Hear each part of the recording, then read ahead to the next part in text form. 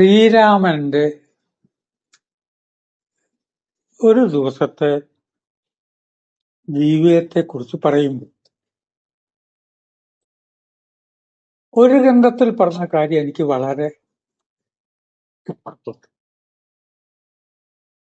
ഇതൊക്കെ ഭാവനകളാണ് എന്നുള്ളതിൽ സംശയമില്ലല്ലോ. അങ്ങനല്ലല്ലോ ഉണ്ടായേ, ഇന്നാള് പറഞ്ഞോളൂ നോക്കണ്ട. ആ ഭാവനകള് നമ്മളിൽ വലിയ ഗുണം ഉണ്ടാക്കും. ഏതൊരു കഥയും ഉത്തരരാമായണം മുഴുവൻ പിന്നീട് എഴുതച്ചേർത്തതാണെന്നൊക്കെ പണ്ഡിതന്മാര് പ്രസംഗിക്കും. അതിൽ നിന്ന് നമുക്ക് എന്ത് ഗുണം ഉണ്ടായിരുന്നല്ലേ നോക്കുക. എന്തായിരുന്നു നമുക്ക് ഗുണം ഉണ്ടായില്ല? ഗുണമൊന്നും ഉണ്ടായിട്ടില്ലേ? വായിക്കണ്ട. യഥാർത്ഥത്തിൽ രാവണ നിഗ്രഹം കഴിഞ്ഞിട്ട് സീതയെ കൂട്ടി അയോധ്യയിൽ വന്നു. രാമായണ കഥ അവിടെ തീർന്നു എന്നുള്ളത് ശരിയാണെന്ന്. എല്ലാ കഥകളും അവസാനിക്കപ്പോഴാണ് കല്യാണത്തോടു കൂടി. കല്യാണം എന്ന് പറഞ്ഞാൽ എന്താണ്? മംഗളകരം. അപ്പൊ നമ്മുടെ നാടകമാണെങ്കിലും സിനിമയാണെങ്കിലും ശരി, അവസാനം ഒരു ടെൻഷനും ഒരു കാറോട്ടൊക്കെ ഉണ്ടാവും. അത് കഴിഞ്ഞ് നായകൻ നായികയെ കല്യാണം കഴിച്ചു, ആൻഡ് ശുഭം. അവരാദ്യം പാടിയ പാട്ടിന്റെ ഒരു വരിയും കാണിക്കും. എന്താ അവിടെ കഥ എന്ത് ചെയ്യാൻ കാരണം എന്നറിയും? ജീവിതത്തിൽ നമ്മുടെ മാനസികമായിട്ടുള്ളൊരു കല്യാണം. നമ്മുടെ മസ്തിഷ്കങ്ങൾ സമഭാവനയിലെത്തണം. ആ സമത്വത്തിന്റെയും സമഭാവനയുടെയും സന്ദേശത്തിനെയാണ് കല്യാണം എന്ന് വിളിക്കുന്നത്. കല്യാണം നമ്മുടെ അകത്ത് നടക്കുന്നുണ്ട്, കല്യാണം നമ്മുടെ പുറത്ത് നടക്കുന്നുണ്ട്. അകത്ത് നടക്കുന്ന സ്ത്രീ പുരുഷ ബന്ധം പുറത്ത് വധുവായിട്ടും വരനായിട്ടും അവിടെ നടക്കുന്നു. ഇതുകൊണ്ടാണ് ഏത് കാര്യവും കല്യാണത്തിൽ അവസാനിക്കും. നമ്മളൊരാളുടെ കാര്യം പറയുമ്പോഴോ, അങ്ങനെ വന്നു, എന്നിട്ടോ അയാൾ പഠിച്ചിട്ട് നല്ല ജോലി കിട്ടി, ആ ജോലി കിട്ടിയിട്ട് അവസാനം നല്ലൊരു പെൺകുട്ടിയെ കല്യാണം കഴിച്ചു, സുഖമായി കഴിയുന്നു. അവിടെയല്ലേ കഥ അവസാനം? അവിടെ അവസാനിപ്പിക്കണം. പക്ഷേ പിന്നെ മുന്നോട്ട് പോയാലോ? അല്ല, കല്യാണം കഴിച്ചു, വീട് വെച്ച് സുഖമായി താമസിച്ചു, പിന്നെയും മുന്നോട്ട് പോകുമ്പോൾ എന്താവും? പിന്നെ നമ്മൾ തെറ്റിയാലോ? അതുണ്ടാവില്ലേ? അപ്പൊ ഇവിടെ വെച്ചൊരു കഥ ആ പോസിറ്റീവായ സമയത്ത് അത് എന്റെയാണ്. പിന്നീട് പിന്നെ തെറ്റും, ഡൈവേഴ്സ് ആവും, ചേർന്നതൊക്കെ പിരിഞ്ഞേ തീരും. പിരിയില്ലേ? ഇവരിലൊരാൾക്ക് സൂക്കട് വരില്ല. വേറെ ഈ കല്യാണം കഴിഞ്ഞത് വേറെ കല്യാണം നടക്കില്ലേ? അതൊക്കെ പറയാതെ ശരിയാവില്ല. പോസിറ്റീവായിട്ടുള്ള ഒരു സമയത്ത് അവിടെയാണ് കഥ നിർത്തേണ്ടത്. ഭൂമിയുടെ പുത്രിയെ കിട്ടി. ഭൂമിയുടെ പുത്രിയെ കിട്ടി എന്ന് പറഞ്ഞാൽ, ഭൂമിയുടെ പുത്രി എന്ന് പറഞ്ഞാൽ മനസ്സ്. അതാണ് ജനകപുത്രി. ആ മനസ്സിനെ കയ്യിൽ കിട്ടി അങ്ങോട്ട് പോകണം. നമുക്ക് മനസ്സുണ്ട്. മനസ്സ് എന്തിനുള്ളതാണ്? പ്രഭാതത്തിൽ എണീറ്റ ഉടനെ ഈശ്വര, ഇന്നത്തെ ദിവസം ജീവിക്കാൻ എനിക്ക് ആയുസ് തന്നല്ലോ എന്ന് ചിന്തിക്കണ്ടേ? മെഡിറ്റേഷന് വേണ്ടിയിട്ട് മനസ്സുമായിട്ട് വനത്തിലേക്ക് പോയി. ഇവിടെ വനം എന്ന് പറഞ്ഞാൽ കാട് എന്നുള്ള അർത്ഥം മാത്രമല്ല. അവിടെ വെച്ച് ദശമുഖൻ മനസ്സിനെ തട്ടിക്കൊണ്ടുപോയി. അതാണ് അതിന്റെ അർത്ഥം.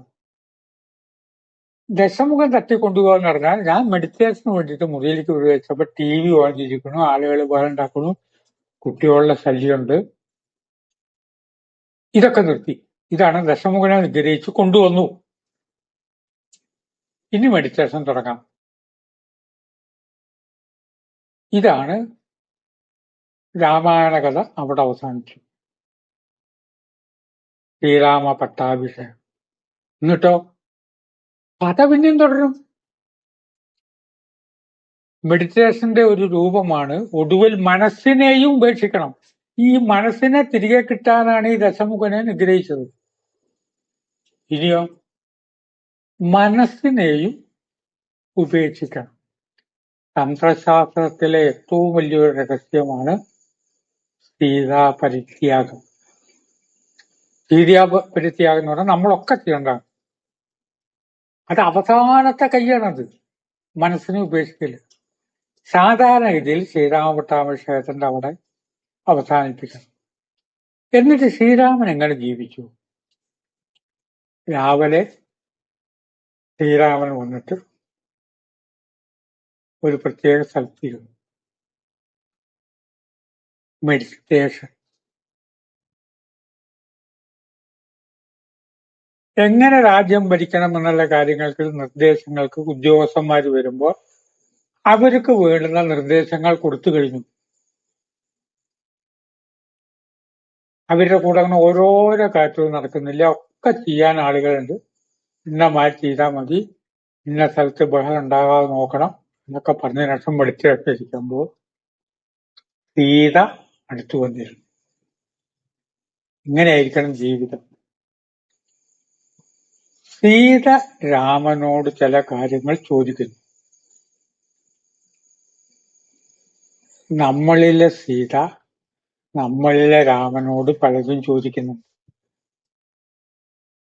ഇവിടെ സീത എന്ന് പറഞ്ഞാൽ ഭൗതിക ശക്തി. എന്താ ഇങ്ങനെ മുതലുണ്ടാക്കി വെച്ചിട്ട് എന്താ കാര്യം? പല ചോദ്യം ചോദിക്കുന്നുണ്ട്. എന്താ അതിന്റെ ഒരു അവസാനം? സീതയോട് മറുപടി രാമൻ പറയുന്നു, അത് വേദാന്ത തത്വങ്ങളാണ്, നമ്മൾ അറിയേണ്ട കാര്യമായി പറയുന്നത്. അത് കേൾക്കാൻ സാക്ഷിയായിട്ട് ലക്ഷ്മണൻ അവിടെ നിൽക്കും. ആ പിക്ചർ ഒന്ന് ആലോചിക്കും. ലക്ഷ്മണൻ എന്ന് പറഞ്ഞാൽ ടൈം, കാലം, അനന്തന്റെ അവതാരം.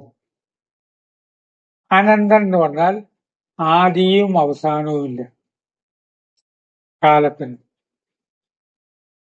അതിന് അനന്തൻ എന്നല്ലാതെ എങ്ങനെയാ പറയുക? അത് മനസ്സിലാവണമെങ്കിൽ അനന്തൻ തുടക്കവും അവസാനവും ഇല്ല ടൈമിന്.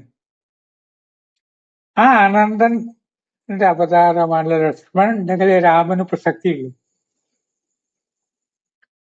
ഞാനിത് സംസാരിക്കുമ്പോ ടൈം എന്ന ലക്ഷ്മണൻ അവിടെ ഞാൻ പറഞ്ഞൊക്കെ കേട്ടുകൊണ്ട് നിൽക്കണം. ലക്ഷ്മണൻ എനിക്ക് നിലനിൽപ്പില്ല. എത്ര വലിയ ആശയം. എന്നിലെ സീത, കാരണം എന്നിലെ ശക്തിവിശേഷങ്ങൾ എന്നോട് തന്നെ ചോദ്യങ്ങൾ ചോദിക്കുന്നുണ്ട്. അതിന് ഞാൻ മറുപടി കൊടുക്കുന്നുണ്ട്. അങ്ങനെ നോക്കിയാൽ ശരിയാവുമോ?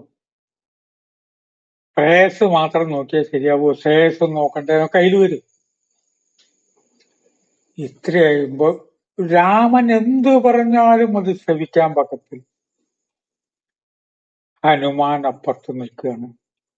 സമർപ്പണ ബോധം, സമർപ്പണം. ഹനുമാൻ ആരും വിമർശിക്കില്ലല്ലോ.